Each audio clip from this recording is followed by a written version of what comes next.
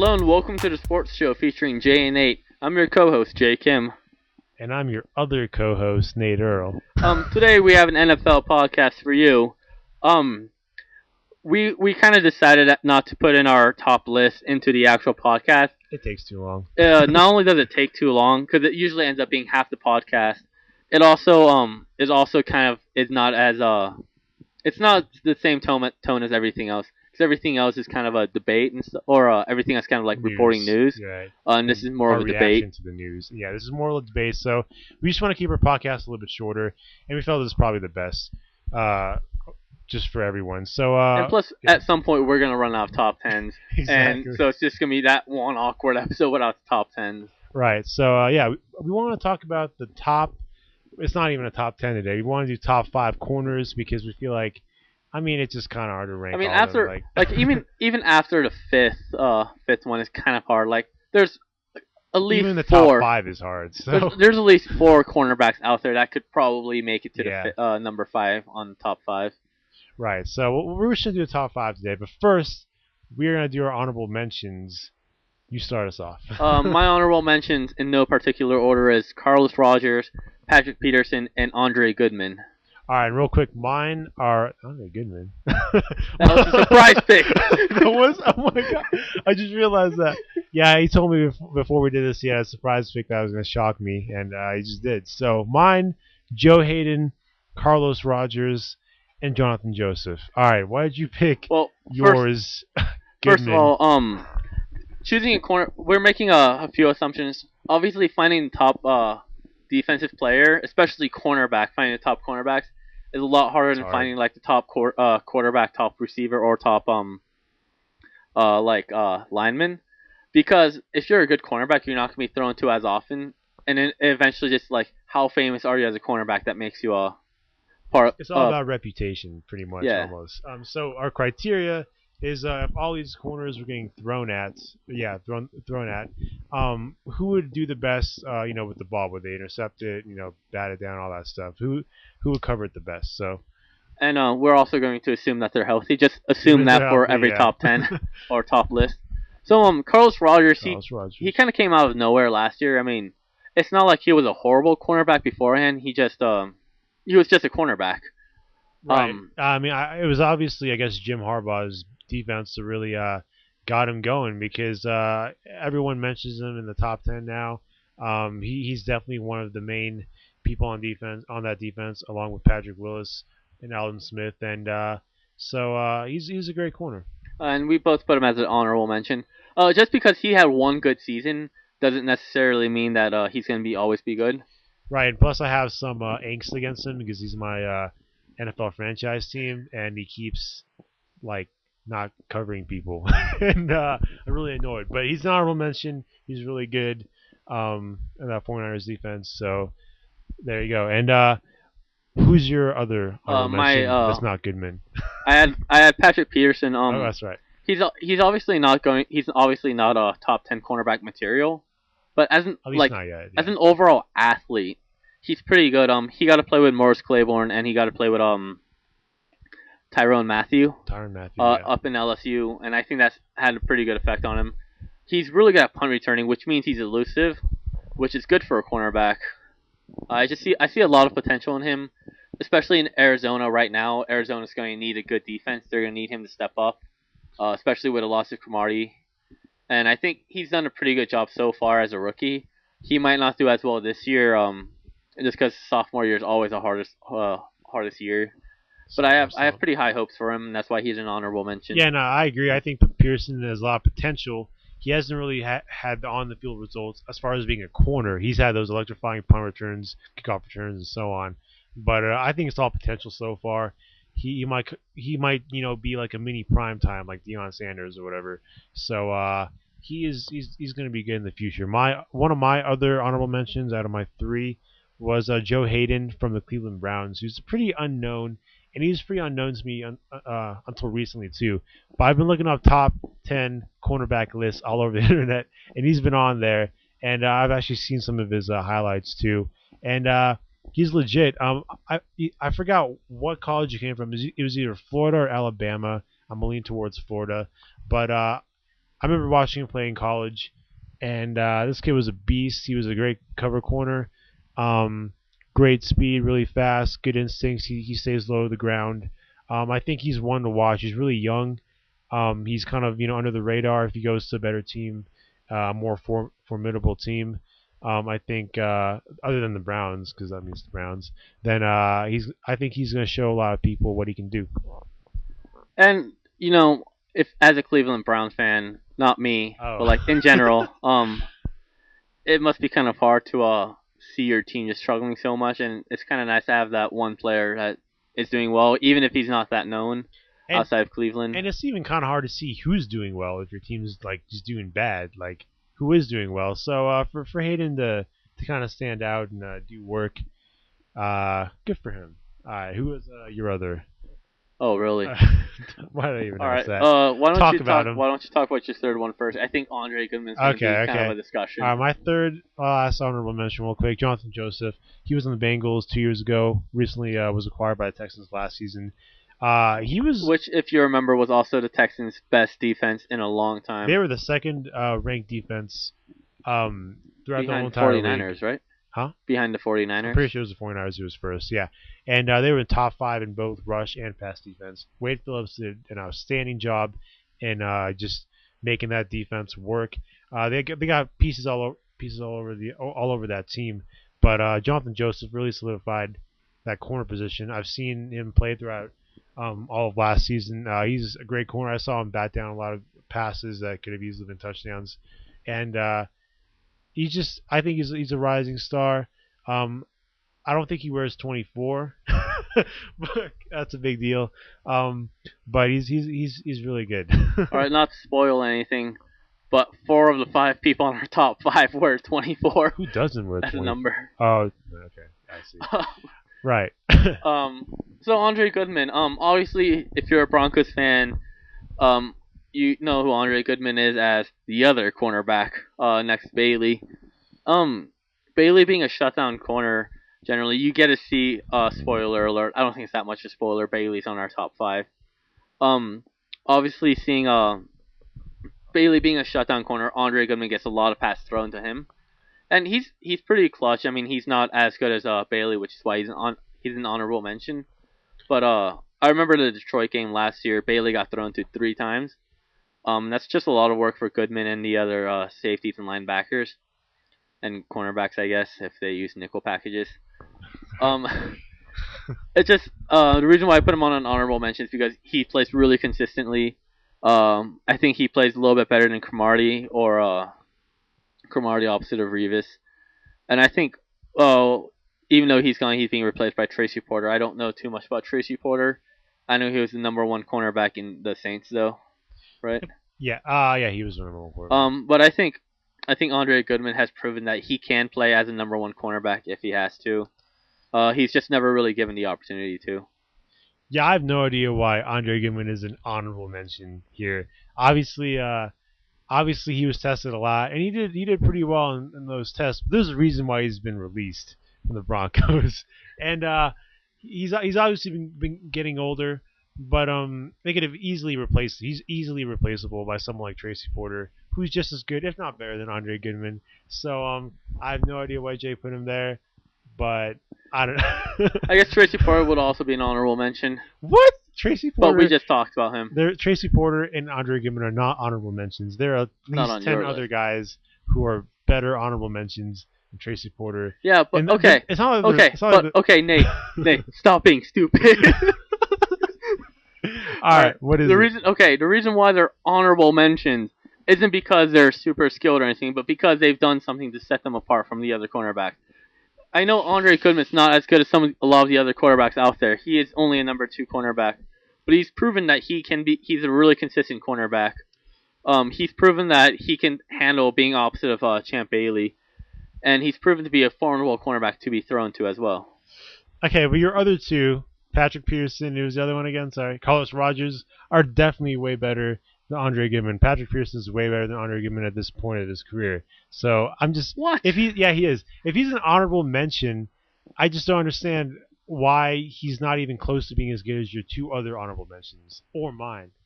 Whatever. All right. Um, we'll just leave it at that for We'll leave it now. at that, I guess. But Hey, we have Goodman's good, but I mean, I loved him while he was in Denver. But as far as honorable mention goes, we're debating if he's an honorable mention. That's how this is crazy. Anyways, we're gonna go straight.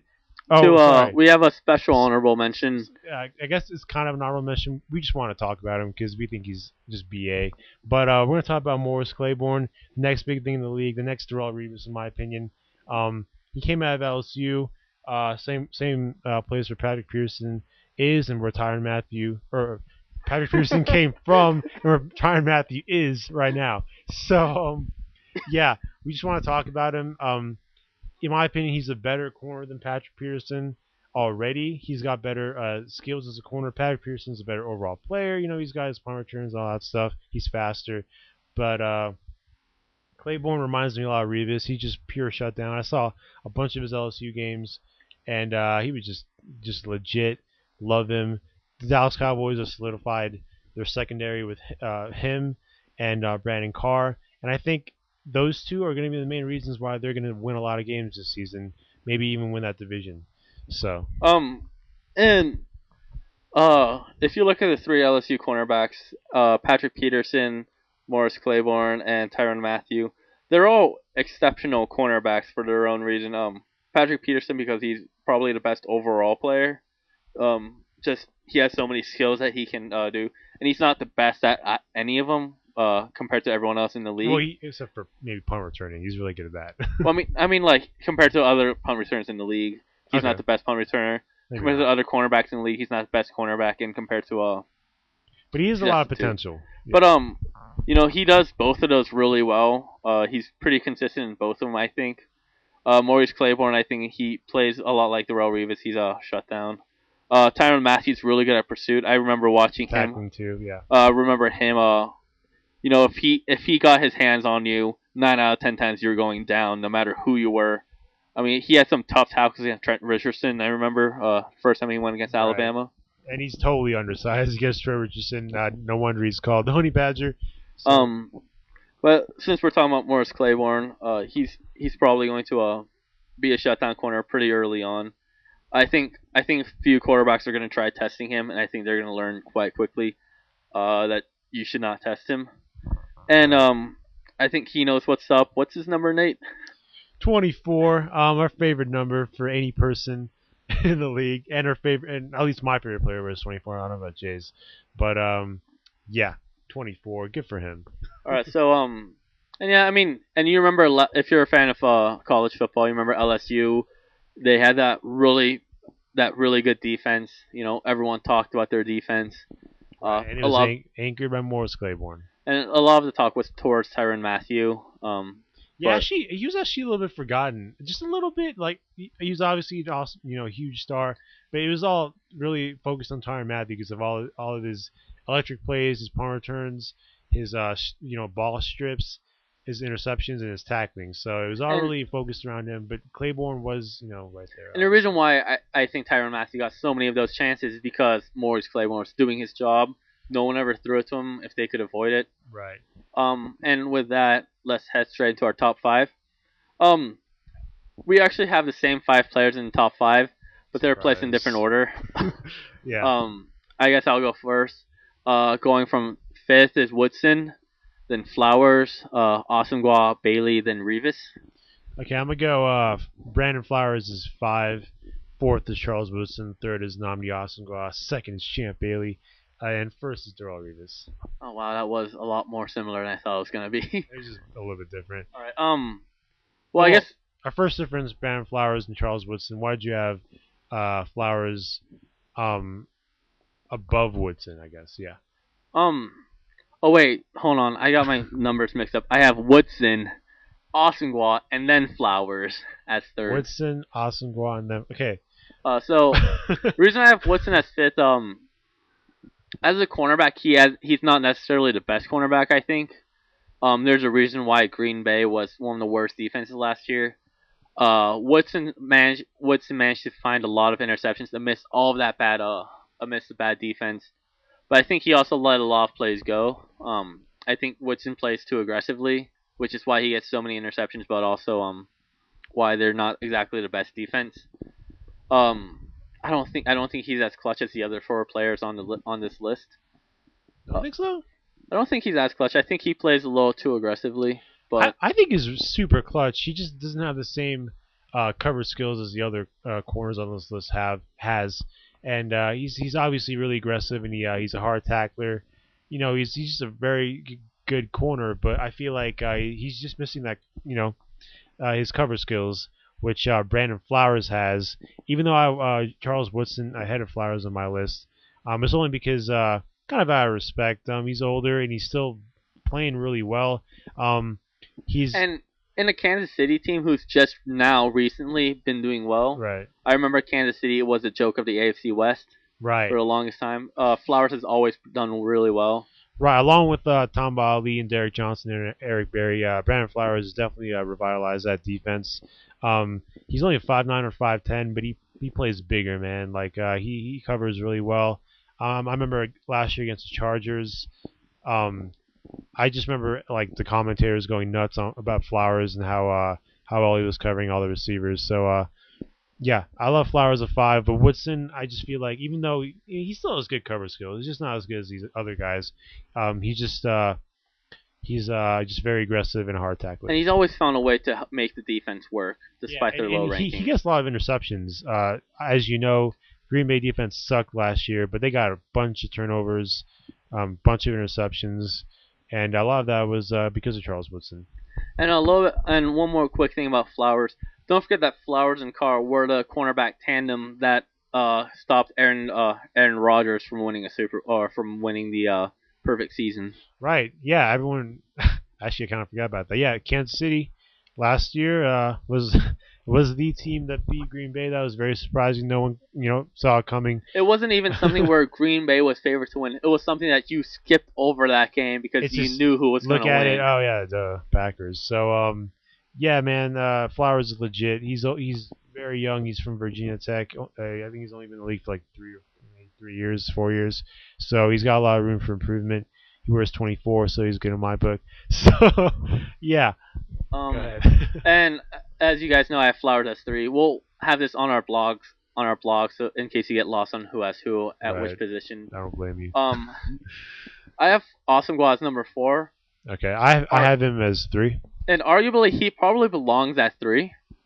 He had that one bad season last year, which kind of it did kind of tarnish him a little bit. And I guess in his defense, he was playing zone coverage, which he's not as used to. But the difference between Revis, Bailey, and Flowers and Osengwa is if Bailey, Flowers, or Revis, just change the order. I don't know why. If any of the top 3 cornerbacks that I have to play zone, they can still cover the ball. They still have enough speed and enough football knowledge to be able to cover zone effectively, which Osengwa did not. Now, that's been one conspiracy, quote unquote, as to why Osengwa didn't do good last season, and the other one was amidst Asante Samuels and Dominic Cromartie. All 3 of them, they just did not have the best chemistry without the offseason. Yeah, they just weren't playing well. And I agree that with Jay, that he's not as the other guys are better at zone, but I feel like Osengwa is just so good at man to man that I gotta put him at 3. I don't know the exact stat, but he had only like 20 something passes thrown to him during one season, like I think 3 or 4 years ago. Only 20 something passes. It was like just barely over a pass a game. And he got beat 2 or 3 times. Yeah, so I think it's just really impressive. And he got a bunch of interceptions too. I just think it's really impressive. As to how well he can cover man to man, and that's the main thing I look for. Zone's a big deal, but man to man is just like man to man is definitely the harder one to play. There's a reason why you usually see zone coverages, and that's because if you mess up on man to man, that's usually a touchdown. Right. Unless you have a really good safety, which if Madden 12 stats are correct, there are not a lot of good safeties. Right, a lot more better cornerbacks. So yeah, I think it's obviously really debatable. And the thing about Osengwa is last year too is on the Eagles against Asante Samuels and Dominic Cromartie, they were both number 1 cornerbacks. Yeah. Going into the Eagles, a lot of people thought that Eagles had the best secondary in the entire league, and you can see why. Yeah. And arguably they did have the best. Even without the chemistry. Just didn't perform. Oswald definitely got thrown to a lot more with the Eagles than he did against the when he was with the Raiders. I mean, who was Raiders the other cornerback even? I have no idea, but exactly. The Eagles are obviously going to be a lot better. I think Samuel's gone to the Falcons now, so it's going to be Rogers, Cromartie, and Oswald being the main corners, and with an awesome linebacker, they got DeMeco Ryans now, so they're going to be doing really well. Just want to let that out there. And I think Oswald has the off season now. He has a training camp. He's had a season to work with Dominic Cromartie. He now knows Andy Reid's system. He's definitely going to do a lot better this year than he did last year. He might go back up to being top 3 in my book, but just in my opinion, that his last season kind of marred in my perspective. Yeah, which it's obvious why that happened. I kind of agree with your statement there. I'm gonna go with my number 2, Champ Bailey. Wish he was number 1, but honestly, if we were doing of all time cornerbacks who are playing now and just like in general, not just how they are now, he probably would be number 1. He's definitely accomplished a lot more than Revis, Flowers, Oswald, or Woodson at this point. Right, and like I was saying, I was looking at all these top 10 or top 20 or whatever cornerback lists on the internet, and they all had Champ Bailey as like number 10 out of like you just had him at 10. I'm like, are you kidding me? And like it might be easy to say, oh, you guys are just Bronco fans, but honestly, just Bailey has been suffering a lot this past year, past few years. But our offense hasn't been doing the best. And you have to remember, when you're playing football, the offense is who controls the game. The offense determines when the play starts, determines whether or not your guys are running all the way down the field or not. Playing defense, especially with a weak offense, is a lot harder. You lose stamina, you lose endurance. As the game goes on and as the season goes on, you just don't play as well as you should. Definitely, I definitely agree with that. And obviously, Champ Bailey's older. He's going to be 34 this year. He's probably lost, a half step or whatever in his speed. But people are already talking about his retirement as a cornerback. Right, he signed a 4-year contract, I think, last season. But that doesn't necessarily mean he'll play cornerback all 4 years. Right, so he's got another 2 years, I guess, which is I think that's it's a good amount of time. But Champ Bailey, I mean, he had some off games last season. He gave up a lot of yards to Dwayne Bowe. Remember that game? And I was just crying the whole entire time. Although to be fair, yeah. And after the game, Orrin has said that he kind of learned Champ Bailey's tricks. That is true. But still, I mean, I was just really, really disappointed. And he also had that game against Calvin Johnson. He did pretty. I actually didn't see much of that game, but Jace told me that he did really well the first half. Actually, first half, Calvin Johnson got thrown to 0 times when Bailey was covering him. Okay, yeah, there you go. And but the second half, obviously, the main highlight of that play, or one of the main highlights, was when Stafford threw it to Calvin Johnson for like a long touchdown, and Bailey was right on him, but wasn't able to cover him correctly, so it kind of just tarnished him a little bit. But other than that, he was solid in my opinion. He didn't get thrown to too much out of respect, obviously, because they know what he's going to do. And didn't have as many interceptions. I think he just had 2. But he's still like a 25-time Pro Bowler. I think it's more like 12 or 13, something like that. But he went to the Pro Bowl last season and started. So and he's had the most consecutive Pro Bowls out of any other cornerback. There you go. Champ Bailey being a beast, being a boss like his brother, whose name is Boss Bailey. That's the joke. So that's funny. But yeah. So I mean, Champ Bailey is number 2. I don't know why he was in these really low rankings. And I think, can you honestly name 10 other corners that are better than Champ Bailey right now? I know I can't. You would be hard pressed. I can name one cornerback that's better. And who is it? Darrelle Revis. But before we talk about him, I think a lot of these top 10 cornerbacks, they forget the fact that Bailey's on the field a lot more than all these other quarterbacks or cornerbacks. I mean, Woodson has Aaron Rodgers, who just it could be a 3rd and 24, and he'll still somehow find a way to make a first down. The defense doesn't have to be on the field that often. Michael Vick with his extending his plays, running. Asante or Austin Wells doesn't have to be on the field. Arguably, the only other cornerback on here who might be on the field for as long as Champ Bailey is on the field is Flowers. And is Flowers, but Flowers, as we established, isn't as clutch as Bailey is. Heck no. Um, and when you're playing a game where you're sprinting down 20, 30 yards every 5, 10 seconds, you're gonna get tired. And Champ Bailey's like everyone else. He's not Superman. Um, you can't look at him and say, oh, he's not that good because he can't finish games. It's not that he can't finish games. It's just that he's exhausting himself way too much because he's on the field so often. Right, and just real quick, Champ Bailey has defined the shutdown corner position. Um, that it's all because of him. In my opinion, it's why all these other corners, Flowers, Ossengual, Revis, and some of the honorable mentions. I think Joseph. I don't know what Hayden wears, but that's all why they're wearing 24s because Champ Bailey out of respect. And yeah. And I have nothing else to add. I think a lot of these top 10 lists don't give Bailey enough credit. I think a lot of them are. Man. I think a lot of them are also written by people who don't know football very well. Yeah. I don't, not to attack other people.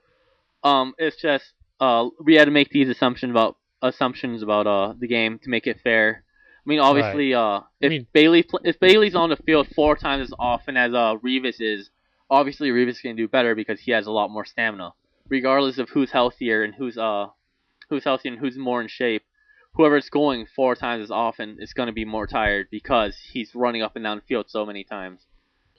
Yeah, I agree. I just don't understand. I mean, come on, Tramon Williams better than Bailey? Are you kidding me? No. And Corey Webster better than Bailey? Are you kidding me? No. Akeem Talib, okay, he's good. Whatever, he's not good as Bailey. And one of the things that you have to keep in mind with Bailey is, more often than not, he's right up against the receiver. A lot of cornerbacks will cheat and line up 5, 6, 7 yards behind the line, because they know that they're just going to run straight anyway. So it gives them that short buffer to kind of relax. Right. I don't see Bailey doing that very often. I see Bailey usually right on the line. Straight bump and run. Right. Sometimes he's 5 yards back if he knows it's going to be a deep pass. But more often than not, he doesn't take that buffer. He runs with the guy. So I think Bailey needs a lot more respect than other people have been giving him. I agree. We're going to move on to our number one corner in the league, Darrelle Revis. Had to put him there. It's pretty obvious he's the best corner in the league. When he first came out of the draft out of Pittsburgh, he was the 14th overall pick. People thought Leon Hall, who's also a very good corner, was going to be better than him, but they were all proven wrong. Darrelle Revis is easily the best corner in the league. I just think the whole Revis Island thing was just a really good name for Darrelle Revis. I just feel like no one can throw in that area. He's. If you're wondering why we're laughing, I just got a phone call. I think Nate covered a lot of it with the Revis Island thing. Just explain what happened real quick. Alright, just real fast. So I get a phone call, so I turn off my mic, and I'm talking on the phone while Nate's trying to describe Revis. But he can't because I talk really loudly. And I thought what he was talking about was just kind of funny to me, but we won't get into that. Anyways, Darrelle Revis. Darrelle Revis Island, he kind of came out of nowhere, actually, I think. He, at least, on a national level, he kind of became known 2 years ago when Mark Sanchez first came out. Three years ago. 3 years ago. Yeah. 3 years ago now. He's shut down. He's kind of like Bailey. I think the most impressive thing about Revis is just his pursuit of the ball, I'm always surprised when someone beats Revis. I actually don't think I've ever seen Revis get beat. I've seen it once. This year. It was against Stevie Johnson of all people, and he's a good receiver. But I was surprised. He got 6, 7 catches against Revis, legit catches. I saw them, and they were just he was in Revis's face when those happened. So I was surprised. I guess But anyways, one of the assumptions that we made that we forgot to talk about is assuming that these players are all at their best. I mean, one of the things I thought Ossengual didn't do so good in last year was because he hasn't been throwing the ball to as often, and he's just not that he's gotten worse, but just that he forgot how to play cornerback. We joke that he forgot how to play corner because he never gets the ball thrown to. Oh man, it's throwing to me. I guess I should play now. Yeah, right. I don't think that's exactly the case. Right. But you can't argue against the Lions, Bailey against the Lions game. I definitely think he got a little bit too relaxed. He has been thrown to all game. I think Calvin Johnson actually only got thrown to twice when Revis was covering him. I mean Um, Bailey. Bailey was covering him. All these cornerbacks have a lot. There's a lot of respect for them in the league, and I think honestly they're probably the most respected position in all of football. If you're a football player, I mean, if you're a team going against the San Francisco line, you you'll still probably run against them, even though you know that they have a really good line. I think the only other time they're as respected where you actually fear running a certain play because of them was the Orange Crush defense. I read that Madden was always afraid to run against Broncos in the 80s and 90s because their defense was just that good, and he would never test them. He would only run if he knew that it wouldn't matter what they got. But if a running play mattered, he would never run. Right, And and what did you have to say? I was just gonna say that's just respect that you have. You don't if it's a third and 7 and you need to get that first down, you're not gonna throw it to any of these guys on the top 5. If you need that pass, you're not gonna even consider throwing it in that direction. Right, these guys are just playmakers. They're ballers. They just know what to do when the ball's up in the air. Revis is the best of that at this point. I remember a game against Brandon Marshall where he was actually getting beat in that game a few times. It was last season, and all the way straight down to close to the goal line. But close to the goal line, Revis wasn't having any of it. He stopped Marshall.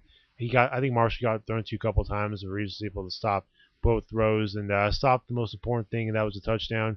So all these players are clutch, and they're all playmakers. So. And the thing about cornerback, you hear in computer science and piracy, you always hear the hackers have the easier job because it's their job to Where was I gonna go with this? I have no idea. Oh, I remember. So it's the hackers' job to hackers are always one step ahead, and it's always the defender's job to they're always a step behind. They have to build something, and the hackers always go ahead. And that's why I think cornerbacks have more respect than wide receivers. Wide receivers have the one job of avoiding the cornerback, and they know what they're doing. Corners don't always know what the receivers are doing. And there's cornerbacks don't respect wide receivers at all. If they did, they're not a very good cornerback. It could be Darrelle Revis going against Andre Johnson. No, you know what? It could be someone like Andre Goodman, someone that you don't even think should be on the honorable mention, covering Andre Johnson. They're both Andres. Okay, yes they are. And no matter how bad you are as a cornerback, you're not going to respect a wide receiver. You're always going to put forth your hardest effort. You're going to go at them at your hardest, But when you're a quarterback throwing, you're going to respect the cornerback. It could be Andre Johnson against Revis, and you're not going to ever throw to Andre Johnson. Even if Revis is having an off day, you just don't take that risk if you need it, if you don't have to. Because making that risk could be the difference between an incomplete pass or a pick six. Right, and people always ask, they don't always ask me, but when they do ask me, they ask, what makes a good corner? Like, how do you know what's a good corner? And it is hard to gauge. You can't just gauge it off interceptions because you just can't. I mean, Asamoah, his best year got 0 interceptions, and I'm pretty sure he's the only cornerback to make it to the Pro Bowl with 0 interceptions. And on the opposite side, Champ Bailey on his best year got 8, and it's not really the opposite side, but I don't know. I just feel you can't base it off interceptions. You really got to watch these guys, see what they do, look at their technique, look at how close to the ground, low to the ground they are, and how they cover the ball. It's just not really a stats position in the league. So you just need to watch them, see what they do, and yeah. Yeah, it's an overall position. It's not like a wide receiver where you catch the amount of catches they have versus how many yards they have, or yards after catch. It's not like a quarterback where you see his completion rating or his quarterback rating.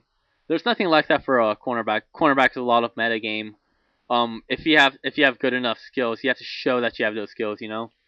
Bailey didn't go into the league with people respecting him. Revis didn't go into the league with people respecting him. They had to earn that respect. Right. All these people got thrown to a lot early in their careers, and obviously they've gotten to the point where throwing a lot to them wasn't the smart thing to do, and they've shown everyone why they're the best corners, and that's why they're respected now, and that's why like Asamoah, 20 throws were thrown to him one season. So it definitely shows right there.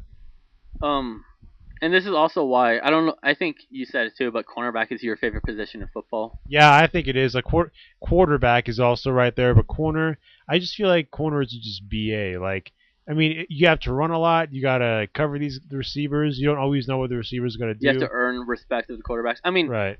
um, quarter when you play quarterback because you want to be a star, you play cornerback if you want to make a difference. That's a good way to put it. That's a good way to put it. They're both highly respected Quarters. they're both highly respected players within the NFL and NFL fans. Cornerback is my favorite position because it requires a lot more than just skill. You need to be football smart.